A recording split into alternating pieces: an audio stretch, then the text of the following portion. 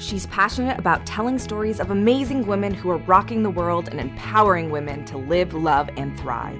Here's your host, Catherine Gray. Hi, everybody. Welcome to Live, Love, Thrive Women's Empowerment Hour, brought to you by, of course, 360karma.com.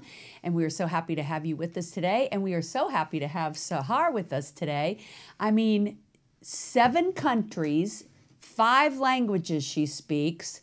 She is a trailblazer here in the U.S., and I can't wait to tell you about her story of being born in Egypt and making her way to America. Please give a warm welcome to Sahar Andrade. Hi, Sahar. Hi. How are you? Hi, Catherine. Thank you for having me. Oh, my gosh. I look at your bio, and it's like you came here like in your early 20s, right? Yes. With one suitcase. Yes. Everything in one suitcase. Yes. And not knowing anybody, no family. Nope. And now you have this successful business, and I think it's just you're just a perfect example of how we need immigrants coming to our country and how much it means to immigrants, especially women, because let's face it, there's more opportunity here in America for women than anywhere in the world. Absolutely. I know you'll attest to that. Having written a book and having done a TED Talk, and you've won awards and gotten congressional appreciation of your training. And where else but America, right? The only place to be. Yeah. The only place to be. So let's talk about this. So you were born in Egypt. Yes. Yeah. and then you were telling me, share with me about your childhood. I know you moved every 2 to 4 years to a different country. Yes. I come from a diplomatic family, so my father would just move depending, 2 to 4 years to a new country. And I ended up living in 7 different countries. Sometimes I even forget which countries. I was going to ask you which ones, but I won't put your pressure on you. I can tell you which ones. I lived in, obviously in Egypt, in Algeria. We lived in Qatar, in Bahrain, in France, in Spain, a little bit. But France and Spain were few months. And then we lived also in the United States. So that makes the 7 countries. Right. And every single time it was like, sometimes it's a totally different language. Yeah. Totally different cultures. Wow. Totally different people. And that's how you learned 5 languages? Yes. Oh my gosh. Wow. Actually, I was just lucky since I was 3 years old, my parents put me in a French school.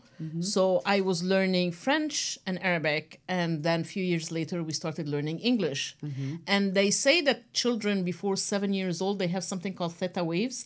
So they can absorb everything like a sponge. Right. So because I learned 3 languages, after that, languages become very easy for me to learn. Oh, interesting. So after that, I learned Spanish. And after that, I worked for Iberia for a little bit, the Spanish airline. So I learned Spanish, and then I learned Hebrew in Los Angeles. Hebrew's a hard one, isn't it? It's very close to Arabic. So it wasn't, it's so similar. It even almost sounds the same. Yeah. So it was very easy. I worked for an Israeli company, and they were great. They sent me to school to Olpan. That's how I learned Hebrew, and it became part of my repertoire, if you want to call it. Yeah. And you had shared with me that when you were very young, like 12 years old, your mother, who had been a homemaker and a mom, didn't have a career, said to you, "I don't want you to be like me. I want you to have a life and a career." And wow, how selfless of her, and how visionary of her to see that was something that she should encourage you to do. Absolutely. My father was such a big figure, even in my life. He was like a rock in my life. Yeah. We lost him in 2006, but my mom, he took care of my mom so much that she had everything she wanted.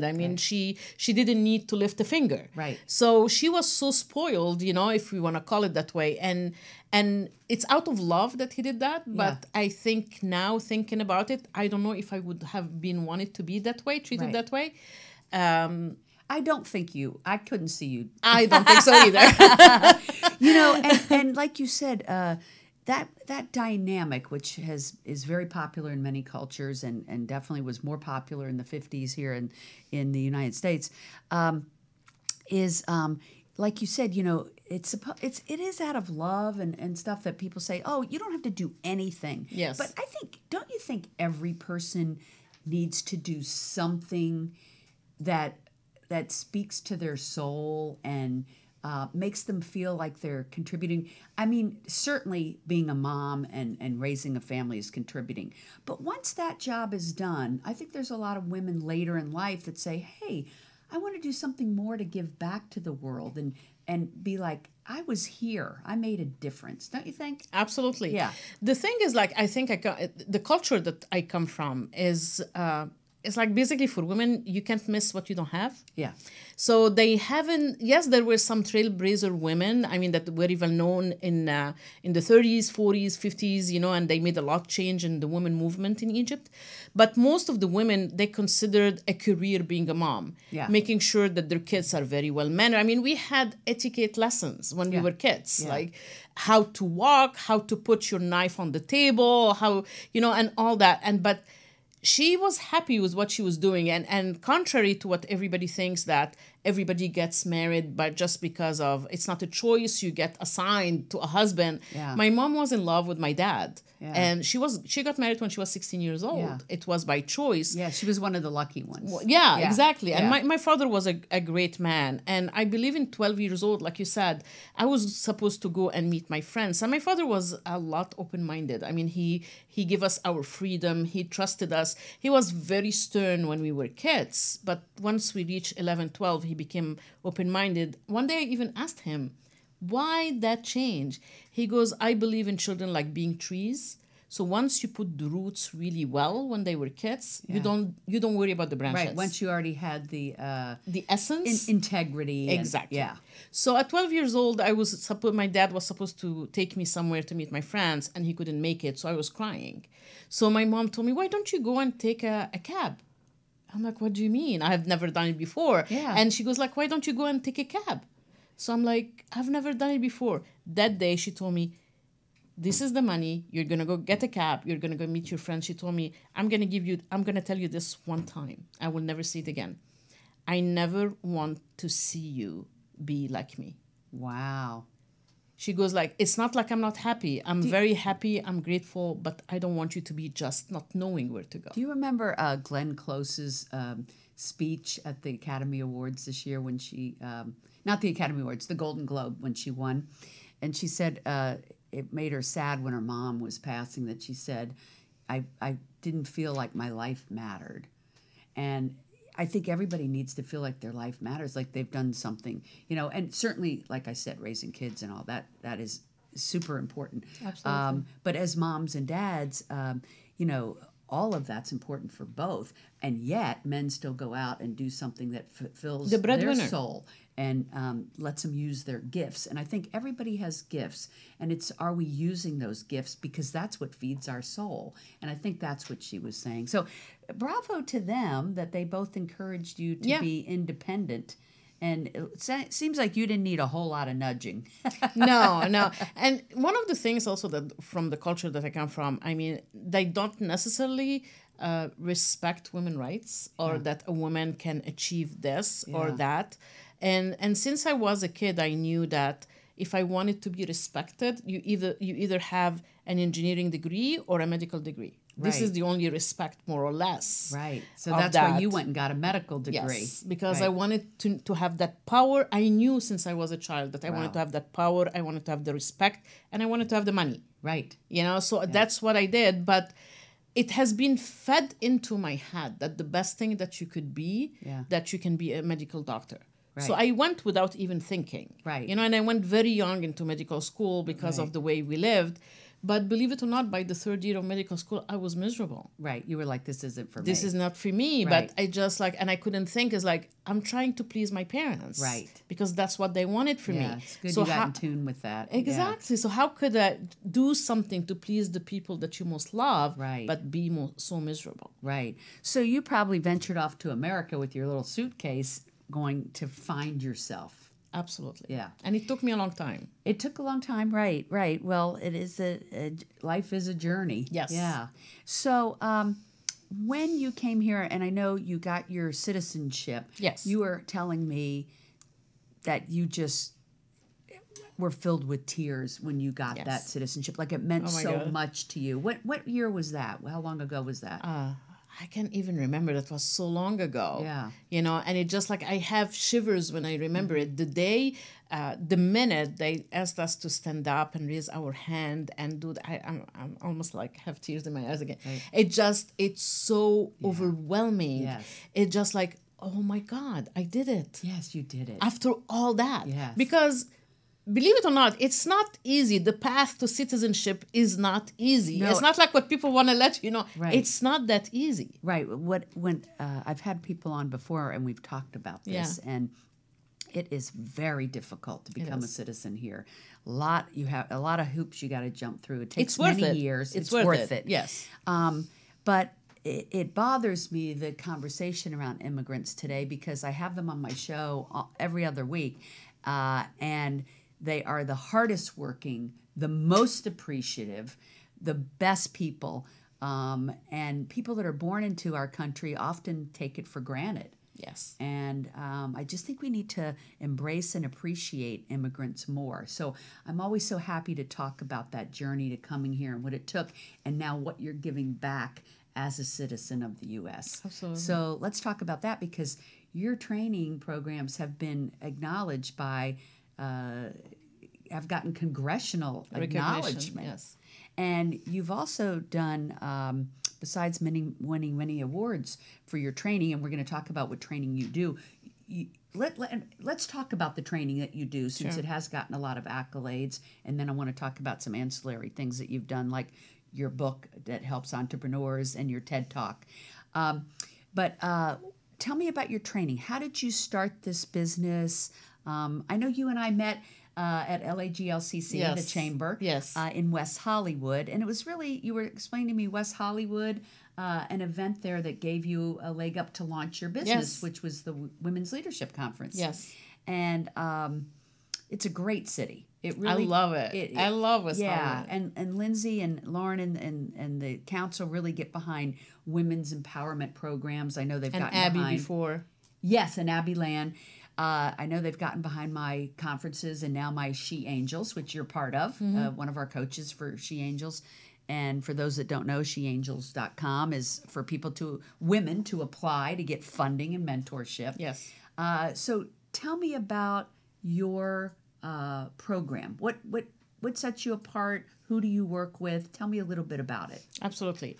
So my business is actually is kind of divided into two, though not really.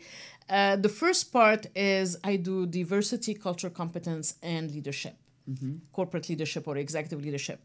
Obviously, diversity and cultural competence comes from the fact that I lived in 7 different countries, that I worked for airlines where I opened offices for them in a lot of cities, depending on the culture of the place. So for me, cultural competence is a first-hand experience. It's not something that I read in a book. Right. And I use my medical psychology background in my training program. So for me, diversity and cultural competence is not, you should do this, you should do that. It's not the law says this. It's not compliance. It's more of a sensitivity and human nature based training. And I believe that's what sets me apart. And that's why people are more receptive to my training. Right. Because I make it like, let's talk as a human being to human being and let's see where we are. And it's a very difficult conversation sometimes, but I do believe that dialogue is a conversation that we need to have. So it's based on authenticity. Authenticity. And if not, it doesn't work. And you train a lot of people in the government space, right? Yes. That's kind of your niche. Yeah, 80% of my clients are government. Wow. Yes. So what type of entity do you work with specifically? Like counties, cities, nonprofits. Okay, so you go into the city, the county, the nonprofit, and you teach diversity? Yes, I train them on diversity. Sometimes I do coaching, sometimes I do training. And it's about what diversity really is, because a lot of people think that diversity is about color, religion, culture, but actually diversity is a lot more than that. It's about gender, sexual orientation, it's about age, disabilities, it's about socioeconomic, education, geography, styles of learning. So I'm in your class, I'm working for the county, and you're teaching me about diversity. Give me an idea of what I would learn from you. You will learn that people do things that make sense to them, even if it doesn't make sense to you. So helping you to be more open-minded. More open-minded. And one other because thing. Perception is everything. Everything. And perceptions are not realities. Exactly. They are our realities. Yes. But they are not everybody else's realities. Right. And we wear our culture like a lens on our eye. Right. But we need to remember that everybody else has a different lens. Yes. And also, a very important part that I like to leave people with is that when you value people, they give you value back. And you need to value people for who they are, not who you want them to be. And I believe that too with energy. Like whatever Absolutely. energy you're putting out, that's what you're getting Absolutely. back. Yeah. Absolutely. So that's one area that you work on. And what's the other area? The second area is entrepreneurship training, specifically for women. As you know, I'm a big advocate of women, of gender equality. I'm also, a big advocate of the LGBTQ community. And so I started 6 years ago being a business advisor for SBDC, PCR SBDC, which is Small Business Development Center. And that's somehow my way of giving back. And then I started entrepreneur programs for the city of Pasadena, where it's a 12-week program. That's the one that received congressional recognition. So I call it this way. It's a holistic entrepreneurship program. I love that. So it's not only, let's do a business plan and a marketing plan. It's included. But it's about who you are from the inside. What is your strength? What's your weakness? What is your vision in life? And entrepreneurs don't think about it. They think, okay, I'm just going to have an idea, and it's going to work. And that's why the failing rate of small businesses are 80% in the first 3 years. Do you think that one of the things entrepreneurs need to do is, like you just said, look at their strengths, and whatever those are, do that. But whatever our weaknesses are, find someone that does that and that loves doing that. And I think that's one of entrepreneurs' biggest problems is they try to do everything, but you can't do everything well, and you can't do everything. And so it's about allowing other people's strengths to come help you, because it does take a village. Would you say that's one of the biggest challenges? Actually, this is one of the things that I discuss in my book for entrepreneurs. Really? Yeah. What's the name of that book? 49 Things About Entrepreneurships that experts don't want you to know. Okay. And they can find that on Amazon. Yes. Okay. So one of the things is we cannot do everything. And once we start doing that, we fail. Yes. Because even if we try to learn to do something, and that's all came from personal experience too. You take a learning curve that takes away from what you can do during that time, and you might do it well and you might not doing well. Right. So you need to pay money to make money. Right. That's why you outsource whatever you don't know. Right. Or even trade. And one of the biggest mistakes that entrepreneurs do is that they get stuck in their head and they think that their idea is the best idea, but it doesn't make any sense to other people. Right. So of course they will not sell. Yes. So they have to get into the mind and the soul of their audience. Right. What they know want, who their audience is, right? Absolutely, that's number one. Yeah. That's number one for success that you have to do. Right.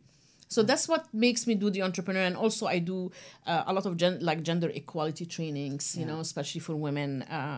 I was lucky to be one of the speakers for the United States of Women last year for the city of West Hollywood again. Yeah. And we discussed gender equality. So for me, fairness and equality is a big thing, because I went through a lot in my life to feel that I was equal to anybody else. Right. It was a journey, and it's still a journey. Yeah. So I try always to share, I believe that the universe or God or whoever you want to call it has been so good to me. Yeah. And I learned that also from my husband. He's like the kind that says you know what, everything has been so good to me. That's now my time to give back. Right. And I always like to give back. I'm so grateful to the United States. I mean, and I know that being a citizen, I don't never take it for granted, because I believe it's a privilege to be here. And it's a dream come true. And you're bringing so much value to the table in helping entrepreneurs and cities and counties, nonprofits with these things. Do you find your work, I'm sure you do, very gratifying? Absolutely. Yeah. Absolutely. Yeah. It's I'm one of those lucky people. They tell you if you work your passion, you don't work a day. Yeah. Every single day I'm just executing my passion. And I'm so lucky I love that. to have that. Yeah. Do you have any entrepreneur stories of someone that you've helped build their business that you would want to share with us? Absolutely. I mentored one of the young people, and I knew that she had so much inside of her. Yeah. And she was like in a totally different industry than one she is now today. And she started changing, but it took a lot from her as well. She worked really, really hard. This is what I think one of the things that entrepreneurs miss, that you have to hustle.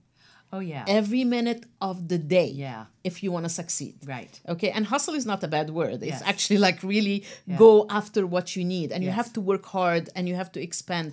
And she worked really hard. Yeah. And she went from one vision to the other, and she grew and grew and grew. And now she's making 5 to 6 figures a month. Wow. Yeah. Oh my God. And I she's love young, that. and I love that. she's adorable, and she's doing great. She's doing what she loves. She's doing every single day Yeah. what she loves. We have to tap into that gift and do what we love. That's why we're here, right? Absolutely. Yeah. It's just crazy for people to be stuck in jobs they don't like and No. be doing things Why? they don't want to Why? do. Why? Why? Right. You know, people I think believe sometimes that happiness comes from the outside. If I only have this promotion, Right. if I only get this degree, if Right. I only get this car or Right. this house, where actually happiness comes from inside. You know, I'm a big believer in people need coaches. And I know it's a new Yes. thing of our age, but I think it's because we're evolving and we realize who wants to go it alone? Everybody needs a sounding board. And it's not always your mother or your sister or your best friend that gives the best advice. So why not get a third party that's a coach like yourself? And I know your website is saharconsulting.com Yes. for those that are interested. And get somebody that has done this and brings a lot to the table in showing you how to make this a dream life come true that you want to be living. Because so many people sit there and go, I just don't know how to manifest Yes. that. Yes. And life is just too short. Don't wait one more day. Go out and find the right coach for Absolutely. you and let them be your accountability partner. Let them bounce ideas off you. This is how things get manifested. Absolutely. Yeah. Absolutely. And so And- I think what you're doing is super fun and super awesome. And Absolutely. Helping others. I mean, it just like I always said that. I had coaches. I always have mentors, Yeah. sponsors, Yeah. and we need the three of them. Yes. And coaches is something that I love to do because it comes from my heart. Yes. So saharconsulting.com is my diversity and culture competence, and my coaching website is reinventyourselftogreatness.com. oh, I love that. Yeah. Reinventyourselftogreatness.com. Yes. Awesome. And I think that's a big word nowadays, reinvent. And it's good because that's what a lot of people are doing. They're realizing they don't want to be stuck in something they don't want to be doing, and they want to reinvent their lives. And isn't that a beautiful thing? Yeah. What a great job you have. I love it. What a told great you I job love I it. have. I get to interview Exactly. amazing women every week. We love this. And how do we find your TED Talk, and what is it about? My TED Talk is about changing negative thinking to positive thinking. I love and if you, on YouTube, you just enter, it's on my YouTube channel, but you also, if you put Sahar Andrade, TED Talk, Changing Negative Thoughts, you will find it right there. Love it. And it's on my website as well. Awesome. You are awesome. Thank you, Catherine. Thank you for having me. Thank you for being a part of the show, part of Thank She you. Angels, and for just making a beautiful difference in the world. Thank you so much. Thank you. And go out and make your difference in the world this week and tune in to us next week. Thank you so much. Make it a great day. Hugs and happiness. Bye.